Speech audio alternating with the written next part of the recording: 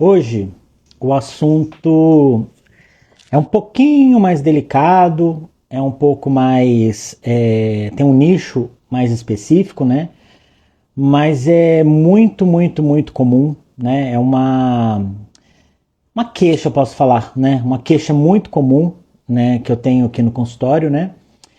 E é um momento, de repente, onde a mulher ela busca um pouco mais de cuidado, busca um pouco mais de controle, e aí ela busca atendimento médico. E é importante todo médico, né, não só nutrólogo, ginecologista, geriatra ou próprio clínico, é importante os médicos estarem familiarizados com grande parte dos sintomas que as mulheres apresentam quando elas estão nesse período, né, da perimenopausa, né? A ideia, o nome, né, dessa live é Você Não Perdeu Sua Essência. A gente vai tentar navegar na menopausa com clareza e propósito, né? Então, com certeza, se você estiver passando por esse período, você deve ter olhado no espelho e perguntou: quem que é essa pessoa? Não só fisicamente, mas também por dentro, né? Como se tivesse alguma coisa fundamental em você tivesse mudado, sem você querer, né? E você estando no lugar certo, né? Nos próximos 30, 40 minutos, a gente vai conversar sobre algo que milhões de mulheres vivem em silêncio. E algo que não mexe só no corpo, mas também com a alma da mulher, né? E eu quero te falar uma coisa: você não enlouqueceu. E você não está exagerando. E principalmente você não perdeu a sua essência, né? Todos os dias, as mulheres, várias mulheres, né, ao redor do mundo, elas acordam com uma sensação estranha. É como se tivessem perdido algo que não consegue dar nome, não consegue nomear. É como se olhasse no espelho e não se reconhecesse. Talvez seja que de repente se irrita com coisas que normalmente não incomodavam, ou se chora assistindo um comercial qualquer, ou sente uma ansiedade constante, como se algo fosse acontecer e não sabe porquê, não sabe onde, não sabe quando. E quando tenta explicar isso, né, muitas vezes as pessoas, amigos, marido, companheiro, fala: é estresse, é idade, é coisa da sua cabeça, mas muitas vezes é algo muito mais profundo. A perimenopausa, ela pode começar até 10 anos antes da sua última menstruação. É quando seus hormônios começam uma dança diferente, o estrogênio e a progesterona, né? Durante décadas, esses dois hormônios eles mantiveram um ritmo previsível, né? Ora um subindo, ora o outro descendo, né? Mas agora, nesse período de perimenopausa, eles oscilam como se fosse uma montanha russa, sem perspectiva, ou cai de uma vez, ou sobe de uma vez, e com isso mexe no humor, na energia, na concentração, no sono, no libido, na autoestima. Essa dança desenfreada de hormônios mexe com quem você acredita ser. Mas quando você sabe, e quando você se conhece, você tem o poder de resolver isso. Quando você compreende o que está acontecendo, você deixa de ser vítima de todo esse processo e começa a ser protagonista da sua própria história, né? Hoje, existe um sintoma da perimenopausa que não aparece em livro nenhum. Talvez seja o sintoma mais comum. A mulher, né, ela chega no consultório e fala com essas palavras: eu não me sinto mais eu. Ela não se sente como se fosse ela mesma, né? É como se você fosse uma atriz que interpreta a sua própria vida, mas tivesse, por exemplo, esquecido o roteiro. Você olha para suas reações e pensa: de onde é que veio isso? O estrogênio, ele funciona como neurotransmissor no cérebro. Ele influencia a sua produção de serotonina. E quando essa produção de serotonina oscila, e a produção de estrogênio oscila, a química do seu cérebro oscila junto. Você tem uma dificuldade maior de resolver problemas que você resolvia muito bem antes. Você tem uma dificuldade de se relacionar às vezes, tem uma dificuldade de, muitas vezes também, Impulsos que são, por exemplo, corriqueiros para você, às vezes se tornam um problema muito mais sério, né?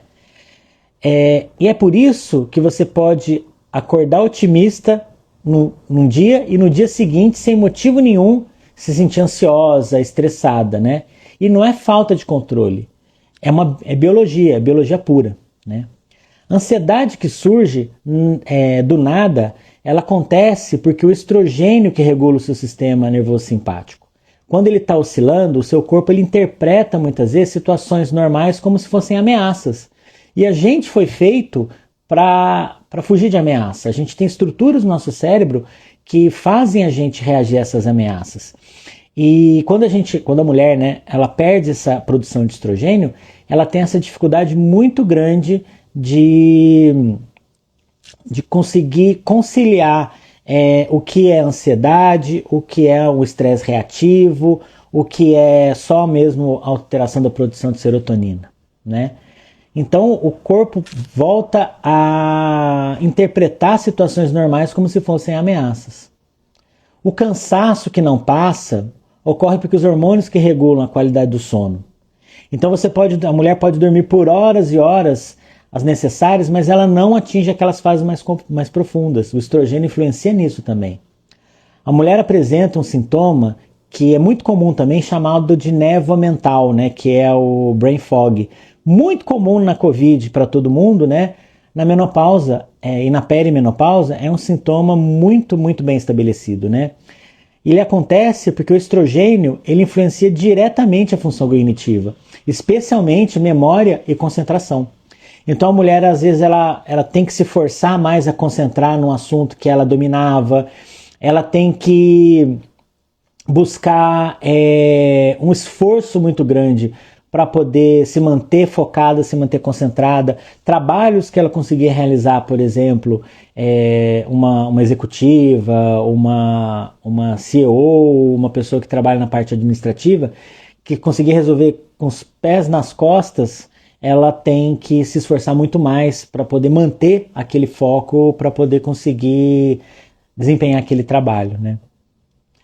As oscilações do humor também são muito comuns, né? Ocorre também porque os hormônios eles estão oscilando e eles são os mesmos hormônios que regulam as emoções, né? Então o estrogênio sobe, progesterona desce, aí você fica ansiosa, aí você fica chorosa, aí você fica ansiosa de novo, e isso vira uma montanha-russa. A diminuição do libido também acontece porque o estrogênio é fundamental para a lubrificação vaginal, para o desejo sexual.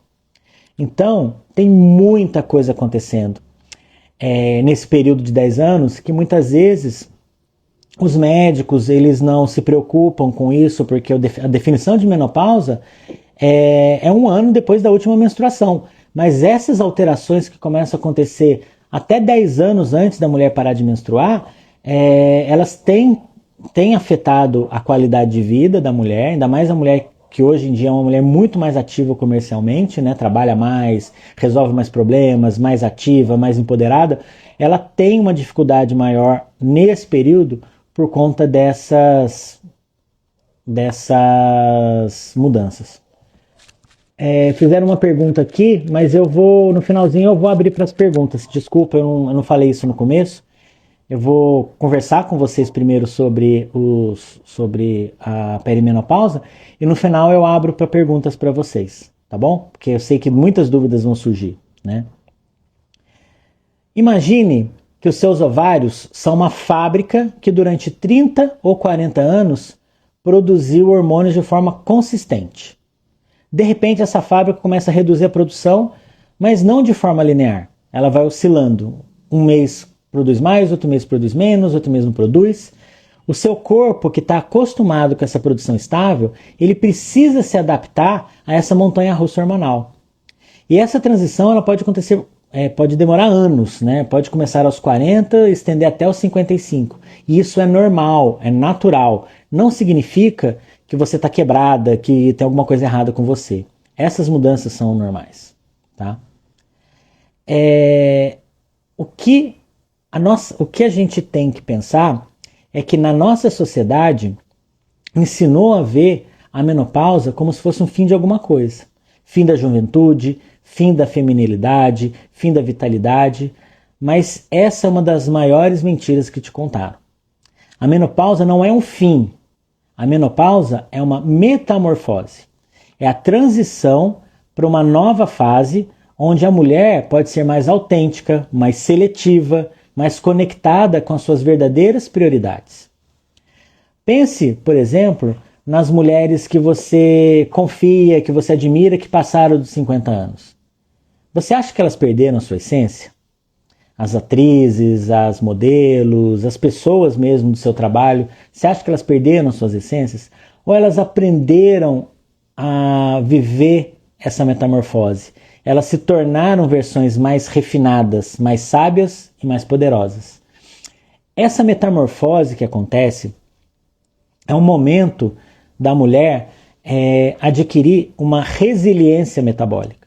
Ela entende as mudanças que o corpo dela está passando e passa por essas mudanças, é claro, sentindo sintomas, mas tentando melhorar vários aspectos do comportamento, vários aspectos da qualidade de vida, vários aspectos do estágio da vida que ela está, buscando uma perfeição, ou buscando pelo menos uma melhora na sua biologia, uma melhora na sua parte psicológica, uma melhora no trabalho.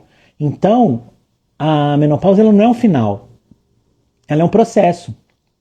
E toda mulher vai passar pela menopausa. Só não vai passar pela menopausa se ela morrer, que não é o que a gente quer. Mas ela pode passar com isso, pela menopausa, com qualidade, com segurança e adquirindo ferramentas para ela construir uma qualidade de vida melhor. A boa notícia é que a mulher não precisa sofrer em silêncio. A terapia hormonal, quando bem indicada, pode ser transformadora. Ela pode aliviar os sintomas, ela pode melhorar o humor, pode restaurar a qualidade do sono. Quando eu falo de terapia hormonal, existiam escolas de medicina, conceitos de medicina, que no momento indicava terapia hormonal para todo mundo, depois contraindicou para todo mundo. Hoje em dia, a gente entende que existe um grupo de mulheres com determinados estágios que se beneficiam muito da terapia hormonal. Então, de repente, não fazer a terapia hormonal associada à menopausa por conta de preconceito ou por conta de falta de conhecimento, está errado. Hoje, a gente tem acesso a conhecimento assim, de maneira absurda, né? É claro que a gente tem que tomar muito cuidado onde a gente vai buscar essa informação, de onde a gente vai beber essa informação, esse conhecimento. Mas é importante você ter confiança no seu médico, ter confiança no seu ginecologista, que com certeza ele conhece você, ele entende você e vai indicar o melhor tratamento para você. Essa terapia hormonal, ela pode ser transformadora, pode aliviar sintomas, pode melhorar o humor, restaurar a qualidade do sono, ajudar você a ganhar massa muscular, melhora uma série de fatores.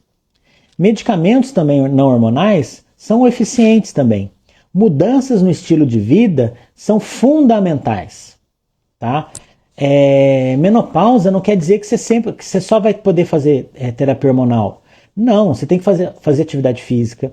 A mulher ela tem uma tendência a perder massa muscular, ela tem uma tendência a perder osso, inclusive nessa fase da perimenopausa. Então, se ela já começa a se programar fazendo uma atividade física antes de chegar na menopausa propriamente dita, ela consegue minimizar muito essa perda muscular e essa perda óssea que ela tem depois da menopausa, né? Lembra da sua vozinha? Magrinha, palitinho, que tinha dificuldade para se levantar da cadeira, tinha dificuldade de andar, andava arrastando a perna. Então, não é isso, é isso que eu não quero que aconteça com vocês.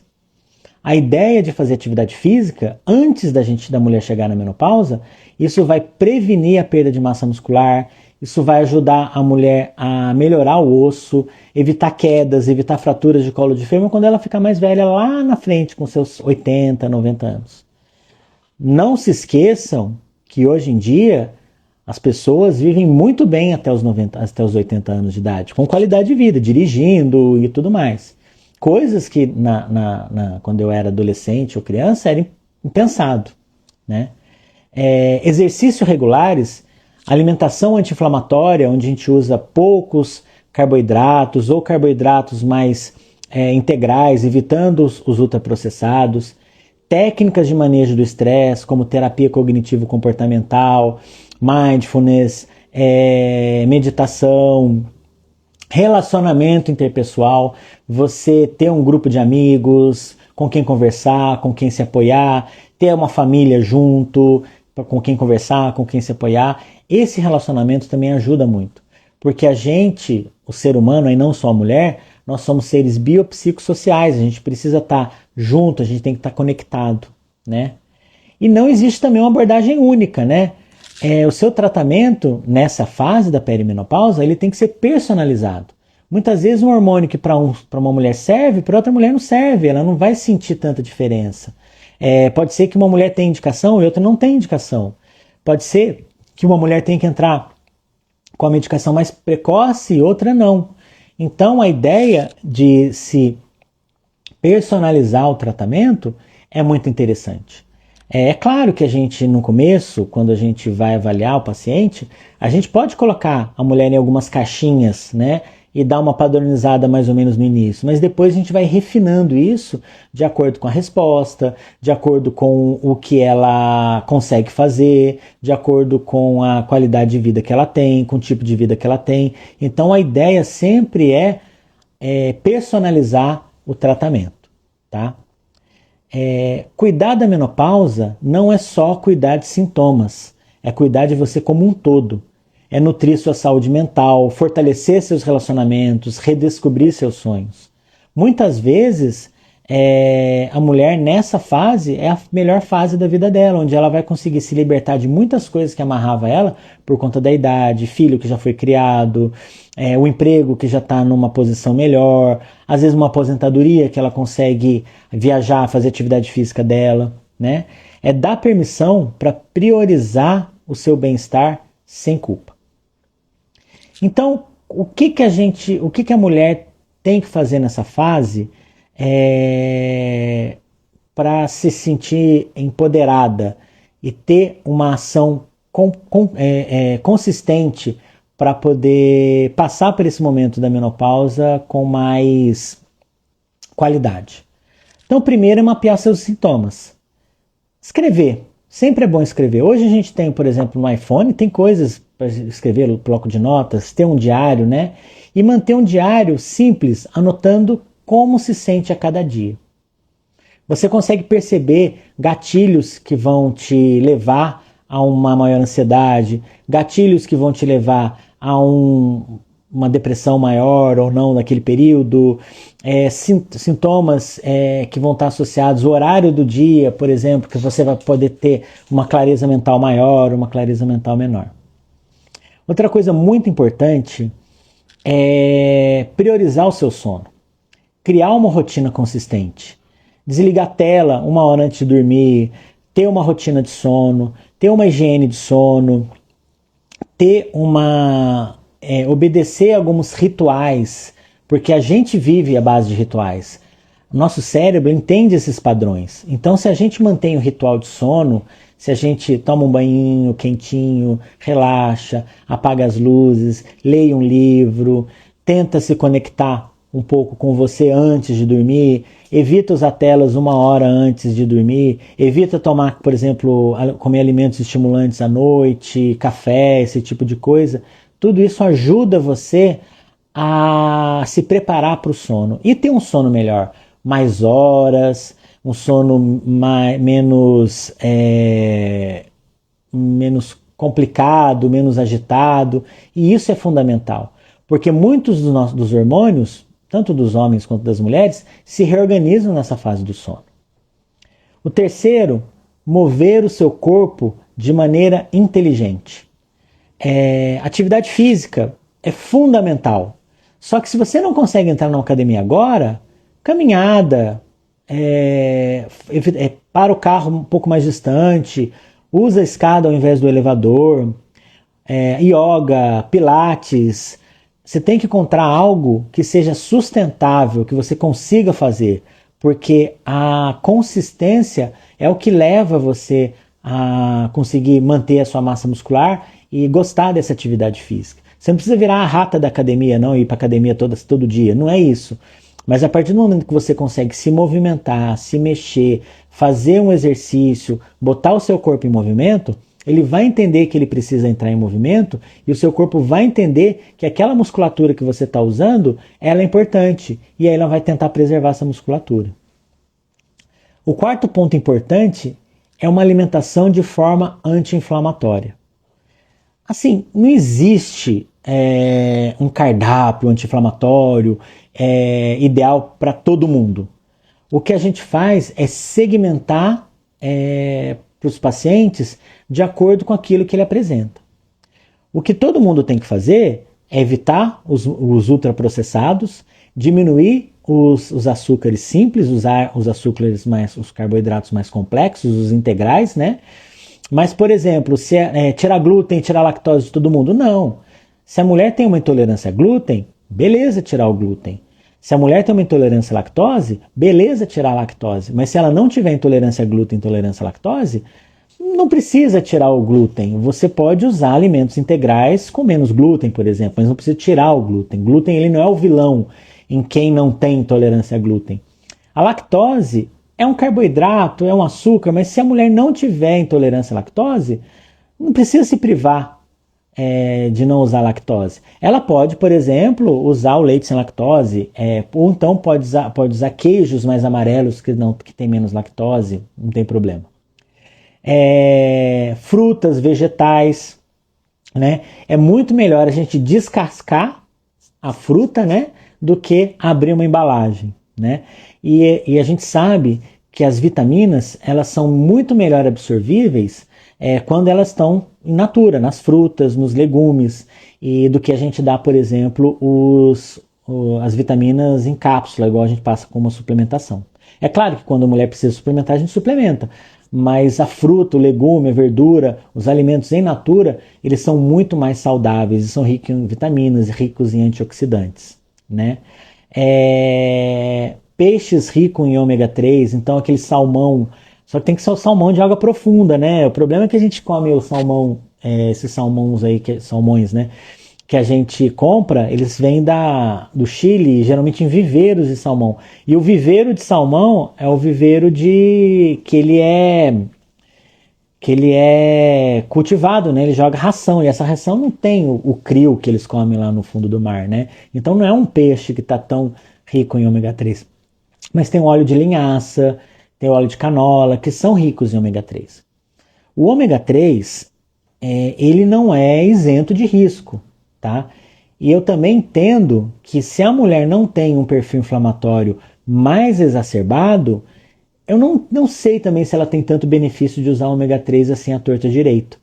O que geralmente eu indico para as minhas pacientes é que se eu percebo um padrão inflamatório maior, por exemplo, a paciente tem uma doença inflamatória intestinal, a paciente tem uma tireoidite, que é uma inflamação da tireoide, a paciente tem alergia de repetição, infecção de repetição, talvez ela se beneficie sim do ômega 3. Diferente, por exemplo, da pessoa que não sente nada. E aí não tem necessidade de usar ômega 3. Exceto no caso daquele paciente, daquela pessoa que está fazendo atividade física um pouco mais intensa. Aí sim o ômega 3 ele tem um papel importante na performance e no ganho de massa muscular. Mas quando a atividade física é mais intensa, acima de 3 vezes por semana, com uma intensidade média moderada a intensa, aí sim ele tem um papel mais importante. O quinto ponto importante da mulher mudar na sua qualidade de vida é cultivar conexões sociais. É muito importante a mulher ter conexão, participar de grupos, ter amigos, ter família, contar com as pessoas, conversar com outras mulheres na mesma fase, e com isso você percebe que você não vai estar sozinho. As conexões elas são muito importantes. Como eu já falei, o ser humano é um ser biopsicossocial. Ele pode falar até que é o biopsicossocial e espiritual. A gente precisa de conexão, a gente precisa estar dentro do grupo. E se você consegue partilhar essas suas conquistas, anseios, sintomas, medos, isso ajuda muito, muito, muito a você saber lidar. Como é que fulana está lidando com isso? Como é que ciclano está lidando com isso? Aquela pessoa que você acha que é empoderada, que não perdeu sua essência, como é que ela lidou com isso? Isso é muito importante. A mulher tem que falar sobre a menopausa. A menopausa, igual eu falei antes, ela não é o final, ela é uma metamorfose. Então, se ela fala sobre isso com outra pessoa, com outra mulher, se sente à vontade de falar sobre isso, isso empodera e isso ajuda muito ela passar por essa fase com o menos transtorno possível. E o último ponto, que é muito importante, praticar o autocuidado sem culpa. Você tem que aprender que o seu corpo é o seu templo e você tem que aprender a cuidar de você. E esse autocuidado envolve tudo. Envolve mapear o sintoma, envolve se movimentar fazendo atividade física, uma alimentação adequada, conexão social, ir no cabeleireiro, ir fazer a unha, tomar o seu banho de loja, comprar o perfume que você gosta, se sentir bonita. Isso é muito importante. Cuidar de você, cuidar do que aparece, do que você vê, também ajuda muito a você cuidar do que você não está vendo, do que você está se sentindo por dentro.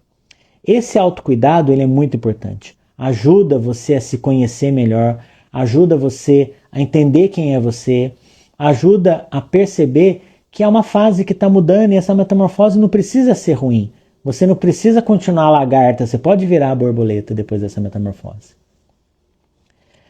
As mulheres frequentemente chegam no meu consultório relatando uma sensação de perda de identidade, cansaço que não melhora com descanso, esquecimentos frequentes, oscilação do humor, que as deixam muito confusas. Muitas mulheres, elas referem ansiedade constante, diminuição de libido, sentindo-se desconectadas com si mesmas.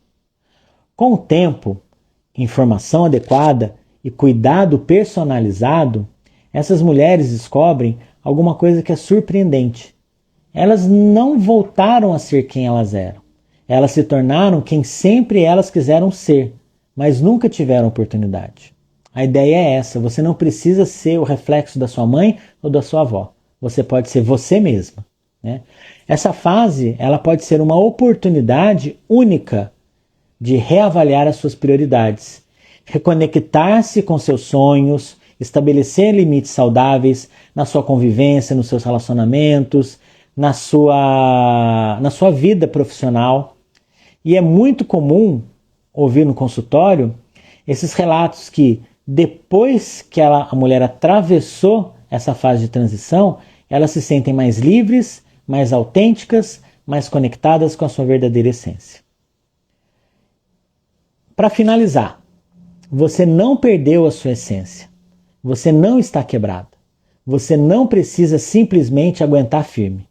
Você está em uma transição e uma das transições mais poderosas da vida da mulher.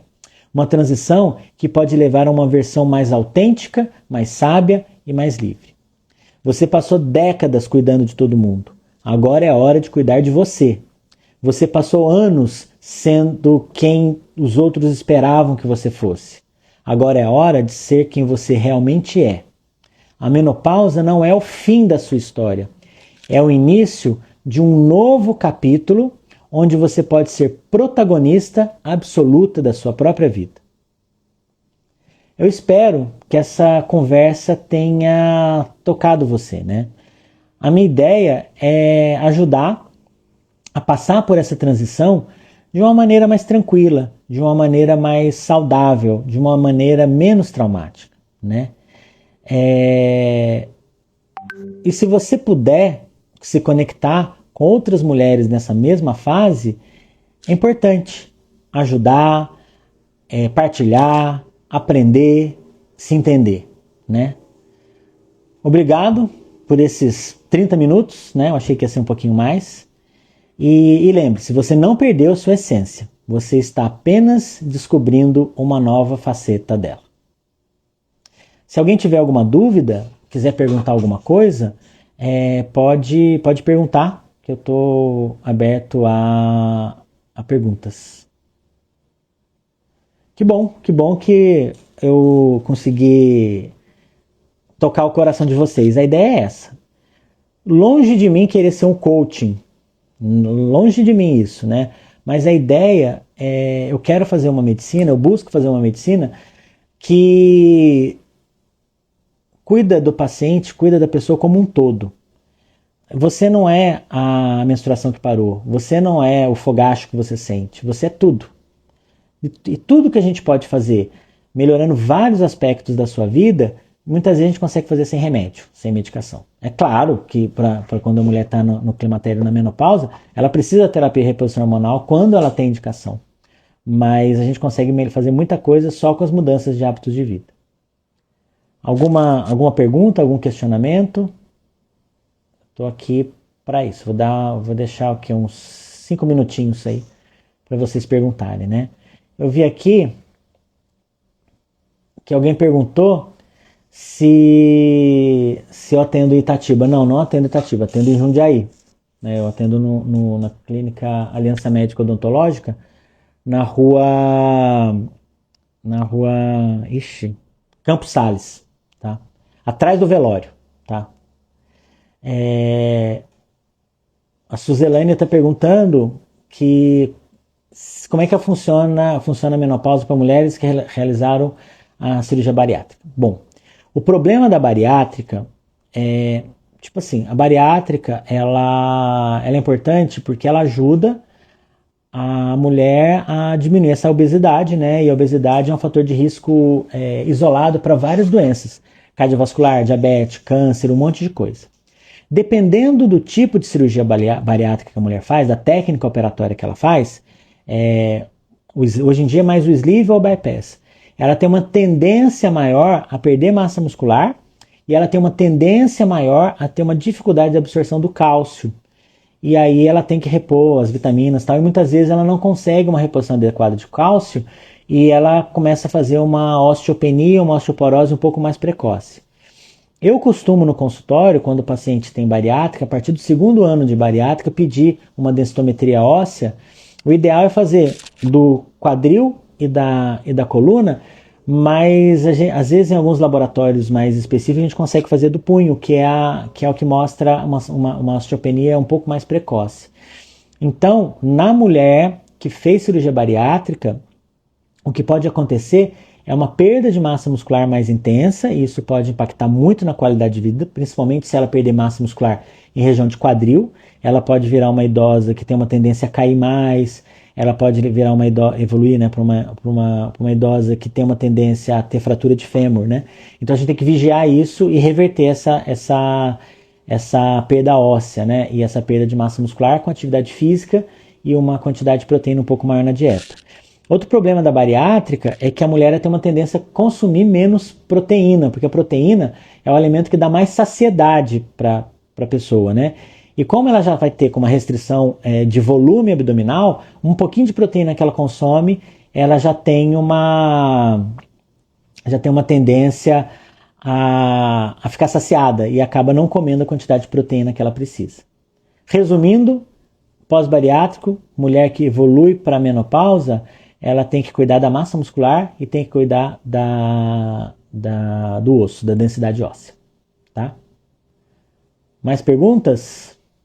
Boa pergunta.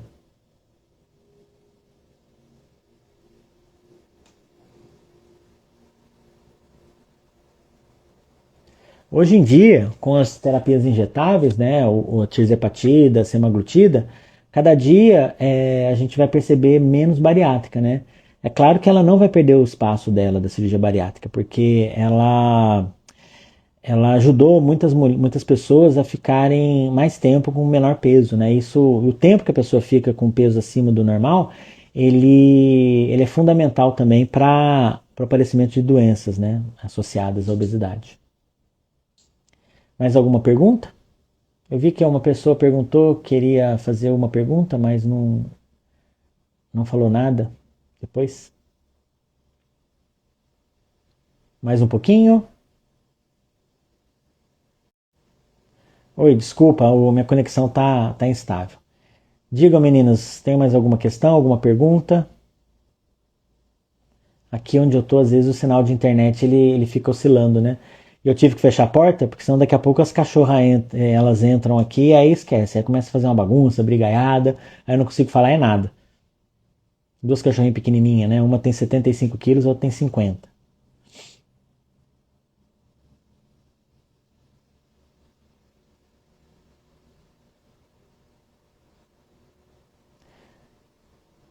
Tudo bem, então. Se vocês tiverem algumas questões, podem mandar no Instagram, né? Ou se vocês tiverem o contato no WhatsApp, no Instagram tem o WhatsApp, né? E aí vocês podem mandar as perguntas que vocês têm pelo WhatsApp e eu vou tentar responder. Essa live, essa live ela vai estar disponível, tá? No Instagram e depois a minha ideia é formatar ela e a gente colocar no YouTube, né? Ah, apareceram duas perguntas. A partir de que idade é comum a mulher entrar na menopausa? Se existe uma regra? Não, não existe, tá? Depende muito da sua genética. Então é importante saber com que idade sua mãe entrou na menopausa, com que idade que a sua avó entrou na menopausa, para poder ter uma ideia. Mas tem vários outros alterações, né, que acontecem no meio ambiente, exposição a alimentos mais insaturados, gorduras insaturadas, alimentos ultraprocessados, produtos químicos, que eles podem mudar esse padrão hormonal e a mulher tem uma menopausa um pouco mais precoce. A gente fala, a partir dos 45 anos a mulher já pode apresentar sintomas de perimenopausa, mas é muito individual, tá? E o sintoma que norteia o médico a entrar com a terapia hormonal associada à menopausa é o fogacho, é o calor, né? Que é um sintoma assim que às vezes atrapalha muito a qualidade de vida da mulher. Só que às vezes, se ele prestar atenção nos outros sintomas, estudar bem aquele perfil da mulher, verificar se ela não tem contraindicação, ela pode entrar um pouco mais, ele pode entrar um pouco mais precoce também, principalmente se ele conseguir vigiar a massa muscular, se a mulher está fazendo uma atividade física e não consegue perder peso ou ganhar massa muscular, ele pode tentar entrar com algumas medicações, não necessariamente terapia hormonal, mas pode entrar com algumas medicações. Quem faz musculação para hipertrofiar, se há possibilidade de ganho mesmo aos 47 anos? Sim, tem. A gente tem uma tendência metabólica, fisiológica, a perder massa muscular a partir dos 30 anos de idade. Ponto. Mas o corpo da gente, ele é inteligente. O que ele percebe? Se você usa aquele músculo, você não vai perder aquele músculo. Então, pode ser que você tenha uma perda de quantidade de músculo, mas a qualidade do seu músculo pode melhorar. Então tem possibilidade sim da mulher hipertrofiar, mesmo aos 47 anos. Inclusive eu tenho paciente no consultório que está ganhando massa muscular, né? E sem usar hormônio, né? Às vezes a gente usa um ou outro, dependendo do quadro, dependendo da situação, mas geralmente a gente não usa hormônios anabolizantes, né? Só quando ela tem uma sarcopenia, que é uma perda de massa muscular e uma perda de função muscular, e aí a gente indica, dependendo do quadro, mas tem sim, a mulher ela consegue ganhar massa muscular, organizando a dieta, organizando a atividade física, organizando a ingesta de proteína, depois da menopausa. Mas tem que acompanhar, e não é todo exercício, tem que ter inteligência na escolha dos exercícios, não pode tomar cuidado com o tipo de exercício que vai fazendo, né?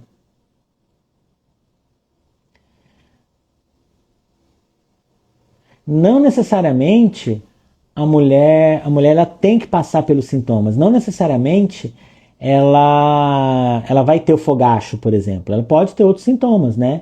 E não existe também um exame. O diagnóstico de menopausa é um diagnóstico clínico, né? Ela e é retrospectivo. A gente fala que a mulher está na menopausa depois de um ano sem menstruar. Ponto. Né? A gente usa alguns hormônios que a gente dosa, que é o FSH e o LH, que são hormônios que como se fosse um maestro da produção da estrogênio e da progesterona, mais ou menos assim. E quando eles estão muito aumentados, é característico dessa fase da menopausa.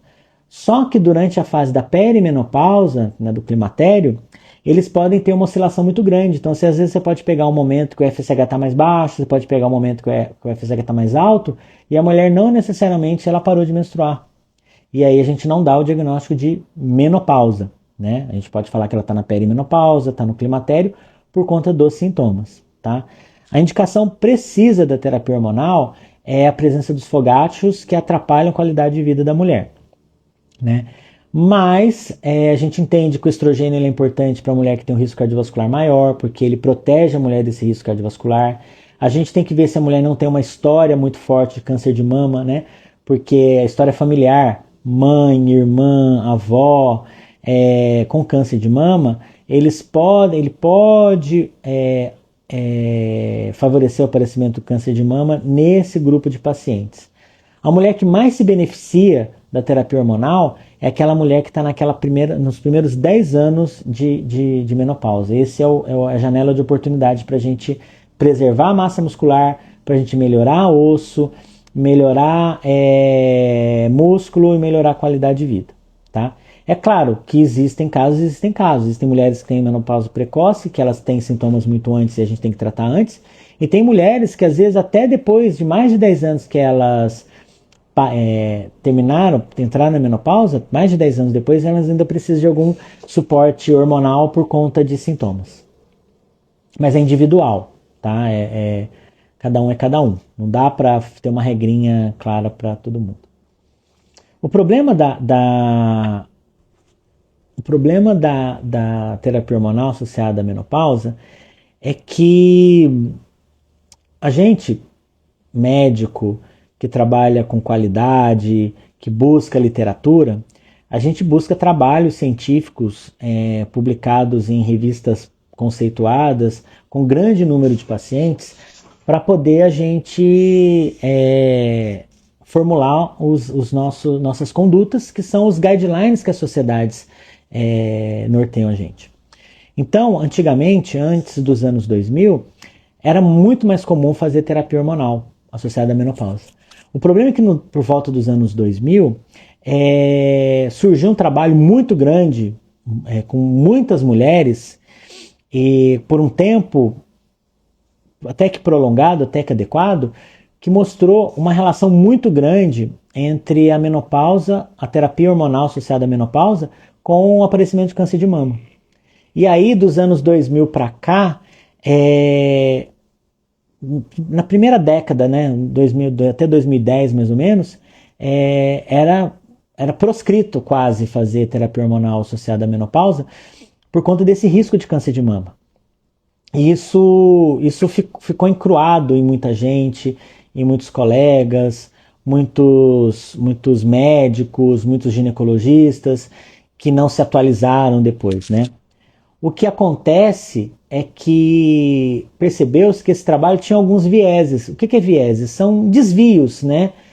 No desenho desse trabalho. Então eles foram vistos que é um trabalho que pegava mulheres que estavam há mais de 10 anos na menopausa, numa faixa etária acima dos 60 anos de idade, e que são, de repente, o grupo dessas mulheres que talvez não se beneficiariam tanto da terapia hormonal associada à menopausa. Então a ideia é que hoje em dia a gente consegue segmentar um pouco mais, individualizar um pouco mais o tratamento, tá?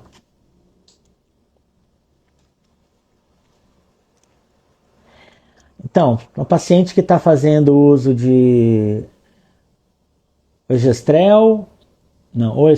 estrogel e progesterona e hoje está com cólica, estufamento, muita dor abdominal.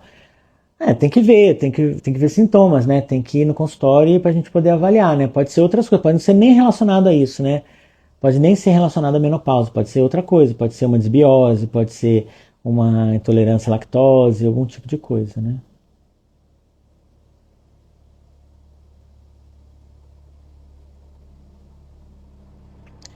Certinho, gente? Então eu vou finalizando aqui agora, tá? Muito obrigado pela... Nossa, hoje os aviões aqui estão passando loucamente aqui em cima. Obrigado por vocês terem assistido, tá? Espero ter tocado o coração de vocês E se precisar de alguma informação, eu estou disponível. É só mandar uma mensagem que a gente tem disponibilidade, a gente responde. Um abraço. Muito obrigado, viu?